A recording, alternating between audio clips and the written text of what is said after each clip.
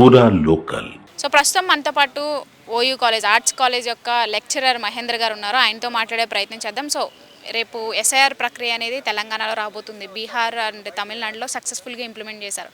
So రేపు తెలంగాణలో వస్తే దాన్ని ఏ విధంగా చూస్తారు? యాజ్ ఎ ప్రొఫెసర్గా మీ ఒపీనియన్ ఏంటి? ఎస్ఐఆర్ ప్రక్రియ అనేది ఏ విధంగా ఉందంటారు? అంటే కేంద్ర ప్రభుత్వం ప్రత్యామ్నాయ చర్యలు తీసుకోవాలంటే కేవలం ఎస్ఐ ద్వారానే కాదు, దాని వ్యవస్థను పటిష్టం చేయడం ద్వారా కూడా తీసుకోవచ్చు. అలాగే కేంద్ర ఎన్నికల సంఘం అనేది ఆ ప్రభుత్వం ఆధీనంలో నడుస్తుంది అనేది బయట అనేక రకాలుగా ప్రచారంలో ఉన్నది. కొంతవరకు అందులో వాస్తవాలు ఏంటి అవాస్తవాలు ఏంటి అనేది కూడా ప్రజలు తేల్చి చెప్తారు. అయితే ప్రధానంగా ప్రజాస్వామ్య వ్యవస్థలో ఓటు అనేది చాలా కీలకం. ఈ కీలకమైన అంశాన్ని ప్రజల అభిప్రాయాన్ని నివేదించడానికి అవసరమైనటువంటి ఒక బ్యాక్గ్రౌండ్ని ప్రభుత్వాలే కల్పించాల్సిన అవసరం ఉంది. అట్లా అని చెప్పేసి ఈ వ్యవస్థ ఎన్నికల వ్యవస్థలని తమ గుప్పిట్లోకి పెట్టుకునే ప్రయత్నం కూడా ఏ ప్రభుత్వం కూడా చేయకూడదు. గత కొంతకాలంగా ఇటువైపు మాటలు వినిపిస్తున్నాయి. అట్లాగే ప్రజల అభిప్రాయాన్ని నేరుగా వ్యక్తం చేయడానికి కూడా బ్యాలెట్ వ్యవస్థ అనేది కూడా మనకు అందుబాటులో ఉంది. ప్రతిపక్ష నాయకుడు రాహుల్ గాంధీ గారు బ్యాలెట్ పద్ధతిలో ఓటింగ్ జరపాలి అని చెప్పేసి ప్రధానంగా చెప్తున్నారు. ఇప్పుడున్నటువంటి ప్రభుత్వము దాన్ని కాస్త పక్కకు పెట్టేసి అది అవసరం లేదు, దాని మీద అనేక అనుమానాలు వస్తున్నప్పుడు కూడా దాని మీద స్పందించడం లేదు. అయితే ప్రధాన ప్రతిపక్షం అంటే భారతదేశంలో సగం దేశానికి అది ప్రాతినిధ్యం వహిస్తుందనే అర్థం. అంటే సగం దేశము బ్యాలెట్ పద్ధతి కోరుకోవడంలో వాళ్ళు ముందు నిలబెట్టి వాళ్ళ ప్రతినిధుల ద్వారా మాట్లాడిస్తున్నారని అర్థం చేసుకోవచ్చు. కనుక భారతదేశంలో బ్యాలెట్ పద్ధతిలో ఓటింగ్ జరపడం ద్వారా ప్రజల అభిప్రాయాన్ని నేరుగా తెలుసుకునే అవకాశం ఉంటుంది. మధ్యలో యంత్ర వ్యవస్థ అనేది కూడా ఏది ఉండదు. ఈ యంత్ర వ్యవస్థని కూడా ప్రపంచవ్యాప్తంగా దాన్ని మ్యానిపులేట్ చేసే అవకాశాలు ఉందని చెప్పేసి అనేక పరిశోధన సంస్థలు చెప్తా ఉన్నాయి. దీన్ని ప్రభుత్వం ఎందుకు సీరియస్గా తీసుకోవడం లేదు? తీసుకోవాలి. ఆ విషయాన్ని ప్రభుత్వం సీరియస్గా తీసుకొని దానికి వాళ్ళ అభిప్రాయం ఏమిటి, ఇగో దీంట్లో ఇట్లా లేదు అని చెప్పేసి భారతదేశ ప్రజల ముందు పెట్టాల్సిన అవసరం కూడా ఉంది. ప్రధాన ప్రతిపక్షం ఆరోపణల్ని కూడా వాళ్ళు ఎందుకు ఆరోపణలు చేస్తున్నారు, ఈ ఆరోపణలో నిజం ఉంటే నిజం ఉంది అని తేల్చి చెప్పాల్సిన అవసరం ఉంది. అంటే ప్రభుత్వం ప్రజలకు బాధ్యత వహించాలి. ఆ ప్రజల తరపున వాళ్ళు ఒక ప్రతిపక్షం తరపున వాళ్ళు మాట్లాడుతున్నప్పుడు దేశ ప్రజలు కూడా వాళ్ళ అభిప్రాయాన్ని వాళ్ళ ద్వారా వ్యక్తం చేస్తున్నారని ఒక మనం భావిస్తే తప్పనిసరిగా దేశానికి వాళ్ళకి సమాధానం చెప్పుకోవాల్సిన అవసరం వస్తుంది. కనుక దేశానికి సమాధానం చెప్పుకోవాల్సినటువంటి ఒక ప్రత్యేకమైన సందర్భం ఇప్పుడు ఇన్ని రాష్ట్రాల్లో ఎన్నికలు జరుగుతున్న సందర్భంగా కూడా వచ్చింది. కనుక దీన్ని దేశ ప్రజలకు వారు సమాధానం చెప్పుకోవాల్సిన అవసరం ఉంది. పారదర్శకంగా ఈసీ కమిషన్ పనిచేస్తుంది అనిపిస్తుందా? ఈ ఎస్ఐఆర్ ప్రక్రియ కూడా పారదర్శకంగా చేస్తున్నారని చెప్పేసి అనిపిస్తుందా? గత కొంతకాలంగా జరుగుతున్నటువంటి చర్చలన్నింటినీ కూడా పారదర్శకంగా జరుగుతున్నాయా లేదా అనేది ప్రజలు నిర్ణయిస్తూ ఉన్నారు. కొన్ని సందర్భాల్లో కూడా పారదర్శకంగా లేదు అనేది కూడా అనిపించే విధంగా వారి చర్యలు కనిపిస్తూ ఉన్నాయి.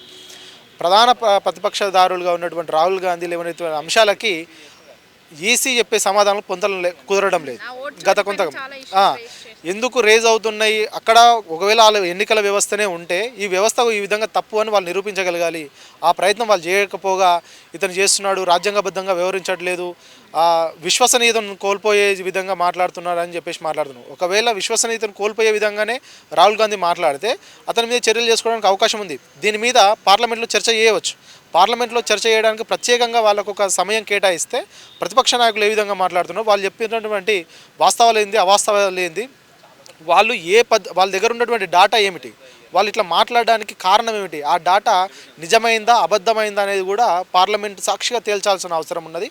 కనుక కేంద్ర ప్రభుత్వం డెఫినెట్లీగా ఓట్ చోరీ అనే అంశాన్ని ప్రత్యేక ఎజెండాగా పార్లమెంట్లో చర్చించాల్సిన ప్రస్తుత పరిస్థితి కూడా ఉన్నది. దానికి వాళ్ళు సమాధానం పడాల్సిన అవసరం కూడా ఉంది. ఇప్పుడు అలా ఈ ఓట్ చోరీ ఇష్యూ చాలా పెద్ద ఇష్యూ చేశారు, కానీ దాన్ని పట్టించుకోకుండా ఎలక్షన్ కమిషన్ అనేది ఎవ్వరి మాట వినట్లేదు. మొన్న తమిళనాడులో కూడా చాలా అబ్జెక్షన్స్ రైజ్ అయ్యాయి.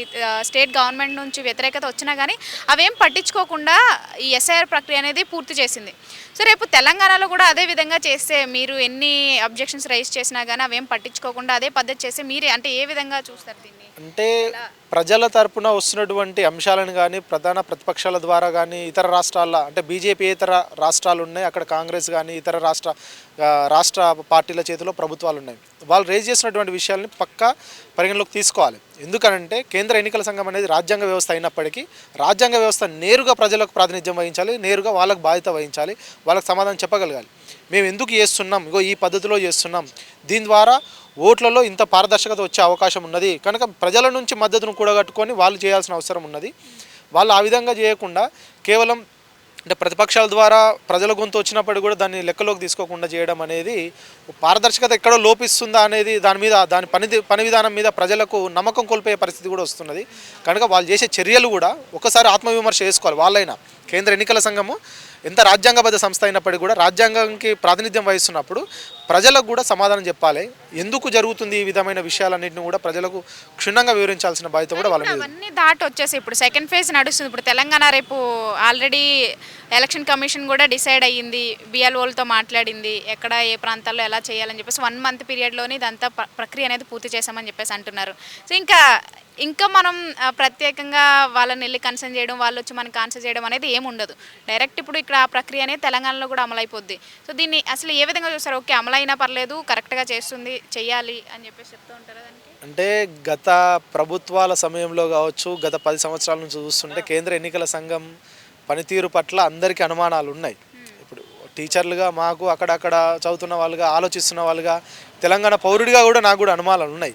ఈ అనుమానాలన్నింటినీ కూడా చర్చకు పెట్టినప్పుడు వాళ్ళు డెఫినెట్లీగా కాస్త లేట్ అయిన, ఒకవేళ మీరు చేసే పని పద్ధతిగానే కరెక్టే అయితే ప్రజలకు సమాధాన పడి మీరు ఆ పని చేయొచ్చు. కానీ ప్రభుత్వాల ఆలోచనల్ని మీరు అమలు చేసే సంస్థలుగా మీరు మారాల్సిన అవసరం లేదు. కేంద్ర ఎన్నికల సంఘమైన ప్రజల తరపున నిలబడాలి, వాళ్ళ తరపున వాళ్లకు అవసరమైన అవకాశాలు కల్పించాలి. కానీ ప్రభుత్వ ఆలోచనల్ని ప్రజల మీద రుద్దడానికో, ప్రస్తుతం ఉన్నటువంటి ప్రభుత్వము వాళ్ళు మరలా నెగ్గడానికో, వాళ్ళ రాజకీయ అవసరాలు తీర్చుకోవడానికో ఇది ఒక టూల్గా మారొద్దు. ఈ టూల్గా మారే వ్యవస్థ కూడా ప్రధానంగా కనిపిస్తూ ఉంది ప్రస్తుత పరిస్థితులను చూస్తూ ఉంటే. కేంద్ర ఎన్నికల సంఘం తనను తాను ఆత్మవిమర్శ చేసుకోవాలి. ప్రజల తరపు నుంచి కూడా మా మీద వ్యతిరేకత వస్తున్నది, ప్రధాన ప్రతిపక్షం కూడా మా మీద వ్యతిరేకత చూపిస్తున్నారు. కనుక వాళ్ళ నిబద్ధతను వాళ్ళు ప్రకటించుకోవాల్సిన అవసరం ఉన్నది. వాళ్ళు ప్రజలకు సమాధాన పడాల్సిన అవసరం ఉన్నది.